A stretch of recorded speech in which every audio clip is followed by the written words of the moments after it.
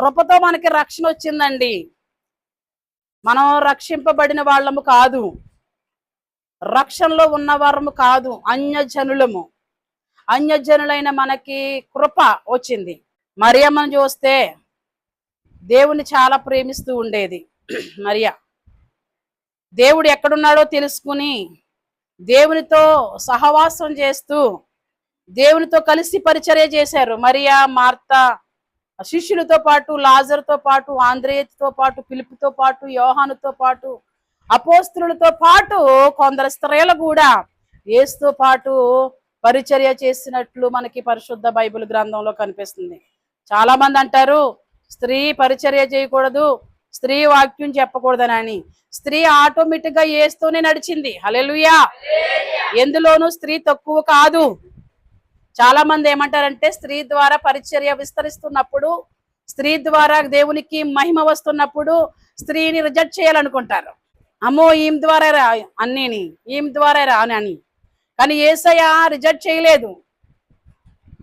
ఇంటిలో పని చేయాలంటే, ఇంటిలో రాణించాలంటే స్త్రీనే. హల్లెలూయా. ఏ ఆఫీసులో అయినా కష్టపడి భర్తతో ఈక్వల్ గా ప్రయాసపడాలి అంటే స్త్రీనే. మరి స్త్రీని ఎక్కడ రిజెక్ట్ చేశారు చెప్పండి? ఇంటిలో పిల్లోడికి బొబ్బెట్టిన కాడించి వాడు శుభ్రాలు క్లీన్ చేసేదాకా ఎవరండి? మరి ఎవరు చేస్తారమ్మా? మరి అవును, స్త్రీని రిజెక్ట్ చేయవలసింది ఎక్కడా లేదు. స్త్రీ పాత్ర చాలా అద్భుతంగా పనిచేస్తూ ఉంది. యేసు ప్రభుతోనే నడిచారు వాళ్ళు దేవారాత్రులు. హల్లెలూయా. కొందరు స్త్రీలు ఉన్నారండి యేసుతో నడుస్తూ, యేసుతో గడుపుతూ, యేసు ఎక్కడ నిలబడితే అక్కడ నిలబడుతూ, యేసు ప్రభు ఏమి తెలియపరిస్తే అవే పనులు చేస్తూ వచ్చిన స్త్రీల గురించి మీ అందరికీ తెలుసు. వేరేగా చెప్పనవసరం లేదు. దాని గురించి ఒక రెఫరెన్స్ మీకు చూపించవలసిన అవసరం ఏమీ లేదు. మరి కొందరు స్త్రీలు ఉన్నారు యేసు ప్రభు ఎక్కడున్నాడని తెలుసుకుని సీమోన్ ఇంట్లో కూడా వచ్చింది. హల్లెలూయా. ఖాళీగా రాలేదు, ఊపుకుంటూ రాలేదు. కానీ యేసు మీద ఆమెకు ఎంత విలువ, ఎంత ప్రేమ, ఎంత మమకారం ఉందో ఆయన ప్రేమను ఆ స్త్రీ కనపరచడానికి సీమోన్ ఇంటికి వెతుక్కుంటూ వచ్చింది. ప్రజలందరూ నిందించారని ఆమె ఆగలేదు. ప్రజలు దూషించారని ఆమె ఆగలేదు. ప్రజలు చిన్న చూపు చూస్తున్నారని యేసుని ప్రేమించడం ఆపిందంటారా? చాలా మంది యేసుని ప్రేమిస్తున్నారన్నా, యేసుని వెంబడిస్తున్నారన్నా ఏ చూపు చూస్తున్నారో? నమ్మిన వాళ్ళే, రక్షింపబడిన వాళ్ళే. సీమోన్ నమ్మినవాడా, నమ్మలేనోడా? ఏవండి, యోహాను సువార్తలో కనిపించే సీమోను నమ్మినోడా, నమ్మలేనోడా? మరి ఏ చూపు కలిగి ఉన్నాడు? యేసుతోనే కదండి, యేసు దగ్గరికే కదా ఆవిడ వచ్చింది. రామ్మా రా, యేసే నిన్ను ప్రేమిస్తున్నాడు అనగలిగాడా? రా తల్లి రా, ఎంత ఘోర పాపినైనా ఆయన ప్రేమిస్తున్నాడు, నీకోసమేనమ్మా ఆయన ఈ లోకానికి వచ్చాడు. హల్లెలూయా. ఎక్కడి నుంచి వచ్చాడు ఆయన? ఏ సింహాసనం నుంచి విడిచిపెట్టి వచ్చాడు ఆయన? ఒక ముఖ్యమంత్రి, ఒక ఎమ్మెల్యే ఏమండో గుడిసెలో ఉంటాడా? ఉండడో. ఓ పాడైపోయిన బిల్డింగ్ లో ఉంటాడా?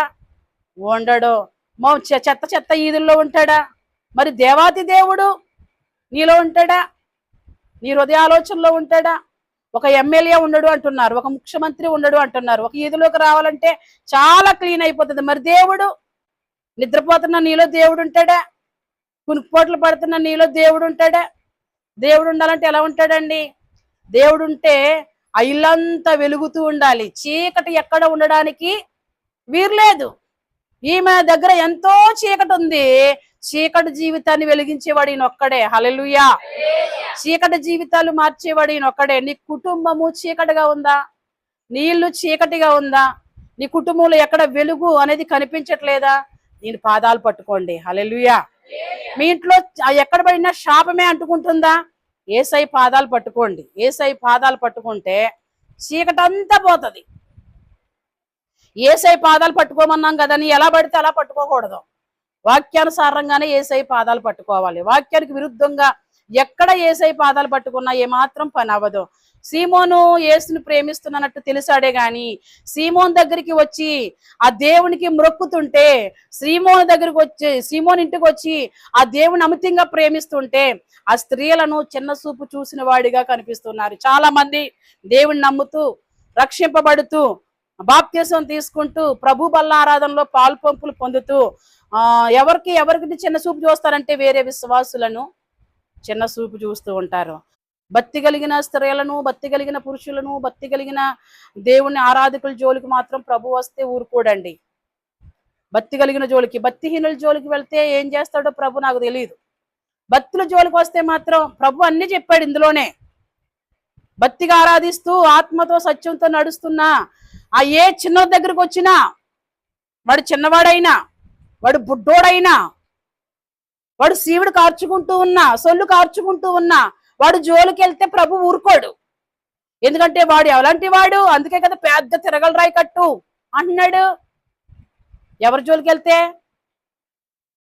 ఎవరి జోలికి వెళ్ళిన వాళ్ళండి తిరగల రాయి కట్టమన్నాడు. చిన్న బిడ్డను అభ్యంతరపరిస్తే మనం ఎలా ఉండాలంటే దేవుణ్ణి ప్రేమిస్తూ ఉండాలి. మీకు ఒక మాట చూపించి నా వాక్యంలోకి వెళ్తా చూడండి. యోహాను సువార్త యెషయా గ్రంథము 66వ అధ్యాయము 13వ వచనం.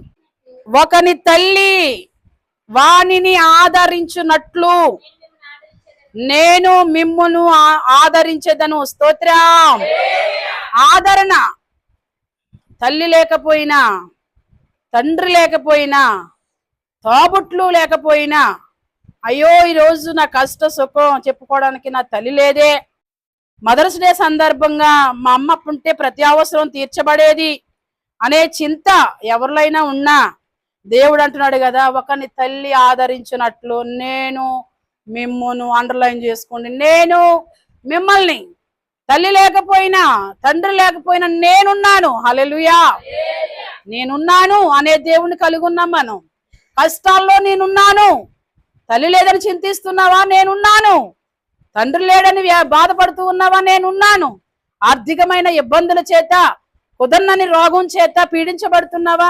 ఏదో ఒక అవసరం తీర్చబడాలని నువ్వు ఇదవుతూ ఉన్నావా? నేనున్నాను నీ అవసరం తీర్చడానికి. హల్లెలూయా. ఉత్తప్పుడు మనకు అందరూ ఉంటారు. ఎప్పుడు మన ఆరోగ్యం బాగున్నప్పుడు, అన్ని బాగున్నప్పుడు మనకుతో పాటు అందరూ ఉంటారు. మనం ఏమైనా కొంచెం కష్టాల్లోకి వెళ్ళామనుకోండి, అప్పుడు నేనున్నాను అంటారా? మన అభివృద్ధి పెరుగుతుంది అనుకోండి, నేనున్నాను అంటారా? ఇది వీడికి ఎక్కడి నుంచో వచ్చేస్తుంది. ఎక్కడి నుంచి వస్తుంది? వాడు కష్టపడుతున్నాడు వస్తుంది. ఊరకే రాదు కదండి. ఎంతో కష్టపడుతున్నాడు కాబట్టి వస్తుంది, ఎంతో శ్రమ పడుతున్నాడు కాబట్టి వస్తుంది, ఎంతో ప్రయాసపడుతున్నాడు కాబట్టి, ఏదో నేను బాగుండాలి, నేను దీవించబడాలి, నేను ఆశీర్వదించబడాలని తపస్సు చేస్తున్నాడు కాబట్టి వస్తుంది. ఎక్కడి నుంచి వచ్చేస్తుంది? ఎవడిచ్చేస్తాడు? ఒరే తీసుకోరా అంటాడా ఎవడైనా? చాలా మంది అంటారు వాళ్ళకి అలా వచ్చేస్తుందండి, వీళ్ళకి ఎలా వచ్చేస్తుందండి, అందుకేనండి బాబు ఇలాగా, అందుకే బాబు అంటే అలాగానండి. అమ్మాయి ఇది నీ అవసరానికి వాడుకోనని ఎవరన్నా ఇచ్చారా? వాడికి ఇవ్వలేదు కదా. వాడు సంపాదన కోసమో, పేరు కోసమో, విలువ కోసమో, దేనికోసమో ప్రయాసపడుతున్నాడు. అక్కడ ప్రయాసకు తగ్గట్టు ఫలం వస్తుంది. ఏ పని చేసినా లాభం వస్తుంది. ఎంత కష్టపడితే అంత లాభం వస్తుంది. కష్టపడకుండా ఏ లాభం ఏమి రాదండి. ఎంత మనం ఏ విశ్వాసంతో ఉన్నామో ఆ ఫలం వస్తుంది. అక్కడ ఆ విజయ్ అన్న సోదరుడు జీజస్ ఫోటో పెట్టుకున్నప్పుడు మరి తనకు ఫలం రాలేదా? మోకాళ్ళతో మందిరాల్లో నడుస్తున్నప్పుడు తనకు ఫలం రాలేదా? అనేకమైన భక్తుల చేత ప్రార్థన చేసుకున్నప్పుడు తనకు ఫలం రాలేదు. ఎవరు ఆదరించాడు తన్ని? ఒరే నువ్వు గెలుస్తావురని చెప్పినోడు ఎవడున్నాడు? వాడు ఓడిపోతాడు, వాడు గెలవడు అని అపహాసం చేసేటోళ్లే కానీ ఒరే నువ్వు సూపర్గా వస్తావురని వాళ్ళు ఎవరైనా ఉన్నారా? ఎవరు లేరు. ధైర్యపరిచే వాళ్ళు ఎవరు లేరు. ధైర్యము ప్రభు అయిన యేసుక్రీస్తులో మాత్రమే ఉంది. ఆయన ఆదరిస్తున్నాడు. ఈ రోజున నీకు ఏమీ లేదని చింతించే అవసరం లేదు, ఎవరూ లేరని బాధ కూడా పడవలసిన అవసరం ఏమీ లేదు. ఈయనున్నాడు. హల్లెలూయా. ఈయన ఏమంటున్నాడంటే యెరూషలేములోనే ఎక్కడ ఆదరణ వీళ్ళకి? నేనున్నానని చెప్పి ఎక్కడ ఆదరించబడతారంటున్నాడు? బిడ్డా నువ్వు యెరూషలేములోనే, దేవుని మందిరంలోనే నీకు ఆదరణ. దేవుని మందిరంలో ఉంటే నీకు సరైన ఆదరణ వస్తుంది, సరైన నెమ్మది వస్తుంది, తృప్తి వస్తుంది, సంతోషం వస్తుంది, సమాధానం వస్తుంది. నీకేం కావాలో అది యెరూషలేములో ఉంది, తీసుకో వెళ్ళి. హల్లెలూయా. ఏం కావాలి? ఏం కావాలో ఎక్కడ మొన్న ప్రార్థన పెట్టుకున్నప్పుడు చెప్పింది అనుకుంటాను సాక్ష్యం. ఏమనంటే మేము ఏమనుకుని వెళ్తామో మేము ఏమనుకున్నప్పుడు కాదు. మీరు ఎవరో చెప్పారు, ఎవరో ఓవర్ బ్లీడింగ్ అవుతుంది కాట్రేన్ కోణంలో కదా, ఒక సోదరి కాట్రిన్ కోణంలో ప్రార్థన చేయించుకున్నారు. స్రావంతో బాధపడుతూ ఉంది, అధిక బ్లీడింగ్ అవుతూ ఉంది. ఆ రోజు ప్రార్థనలో ఉండగానే 2 సార్లు 3 సార్లు లేచి వెళ్ళి ఎక్కడి నుంచి వెళ్ళాను నేను, ఆదరణ దేవుడు యెరూషలేములోనే మాట్లాడతాడు, అక్కడి నుంచి వెళ్ళాను. ఆమె ఏం చేసిందంటే ప్రార్థనలో ఉండగానే 2 సార్లు వెళ్ళొచ్చాను, అంత ఓవర్ బ్లీడింగ్ తో నేను బాధపడుతూ ఉన్నాను. కానీ ప్రార్థన చేయించుకున్న తర్వాత చాలా తేలికైపోయింది, చాలా బాగుంది, ఓవర్ బ్లీడింగ్ కూడా చాలా తగ్గింది. అమ్మగారు ప్రార్థన చేసిన తర్వాత చాలా బాగున్నానని మన సోదరులకు చెప్పిందంట. అప్పుడు వాళ్ళు తిరిగి ఆమెతో అన్నారట, మేమేం ఆలోచించుకుని వెళ్తామో, మేమేం ఊహించుకుని వెళ్తామో అయ్యే మాటలు దేవుడు మాతో మాట్లాడతాడు. హల్లెలూయా. ఎవరు చెప్పారా మాట నాకు? మీ ఇద్దరిలో మీరు చెప్పారా? అక్కడ ఇద్దరు మాట్లాడుతున్నారు నాతో. ఆ అమ్మ ఆవిడ చాలా బాగుందంట, చాలా ఆరోగ్యంగా ఉందంట, చాలా స్వస్థత పొందిందంట ప్రార్థన చేయించుకున్న దగ్గర నుంచి. నిద్ర పట్టట్లేదు, ఏవేవో. బాత్రూంలో పామును చూసిందామా, రియల్ గా పెద్ద పాము, ఇంతలా ఉండే పాము, తాచు పాము బుసలు కొడేస్తుందంట. బిడ్డలారా, మీ చుట్టుపక్కల వాతావరణం బాగాలేనప్పుడు జాగ్రత్తగా చూసుకోండి. ఆమెకి ఎక్కడుంది? బాత్రూంలో ఉందట పాము. బాత్రూంలో పామును చూసి ఆమె మళ్ళీపోయింది. మరి ఎవరైనా అంతేగా, మరి స్నానం చేయడానికి వెళ్ళిందో, మామూలుగా వెళ్ళిందో, ఎట్లా వెళ్ళిందో మనకు తెలియదు. అల్లిపోయిన దగ్గర నుంచి శారీరకంగా బలహీనరాలను అయిపోయాను అమ్మగారు అని చెప్పింది. ఆ రోజు ప్రార్థన చేశాను, ప్రభువా చీకటి శక్తులు, దురాత్మ శక్తులు, అంధకార శక్తులు, ఏ శక్తి అయినప్పటికీ హల్లెలూయా, గెట్ అవుట్. స్తోత్రం. కానీ ఉదయానికి ఏమొచ్చేసింది ఆమెకి? ఓవర్ బ్లీడింగ్ పోయింది, ఎప్పటి నుంచో అయిన స్రావరోగం పోయింది. నేనే చాలా ఆనందించాను, నేనే చాలా సంతోషించాను. ఆమె ఇచ్చిన సాక్ష్యాన్ని బట్టి ఎంత స్పీడ్గా రిజల్ట్ వచ్చిందా. హల్లెలూయా. ఇప్పుడు మనం చెప్పుకుంటే గొప్పలు చెప్పుకుంటున్నారు అనుకోవచ్చు. మనం చెప్పుకునేవి, మనల్ని అనుసరించే వాళ్ళు చెప్పుకుంటే నిత్యం అక్కడే ఉంటారుగా, ఏదో చెప్తారు అనుకుంటారు. కానీ ఆమె ఇచ్చిన సాక్ష్యాన్ని బట్టి నేను దేవుణ్ణి అక్కడ స్తుతించాను, మహిమపరిచాను.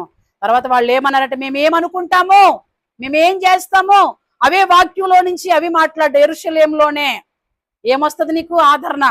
యెరూషలేములోనే వినుటి ద్వారా విడిచిపెట్టడం, యెరూషలేములోనే బలం పొందుకోవడం, గర్వంతో ఉన్నావా తగ్గించుకో అనేది యెరూషలేములోనే సకల సమృద్ధిని ఉంటదని ఇక్కడ వాక్యము సెలవిస్తుంది. ఇప్పుడు మనం ఏం చేయాలి? యెరూషలేములోకి వచ్చిన మనం ఏం చేయాలి? ప్రసవ వేదన కలిగి ఉండాలి.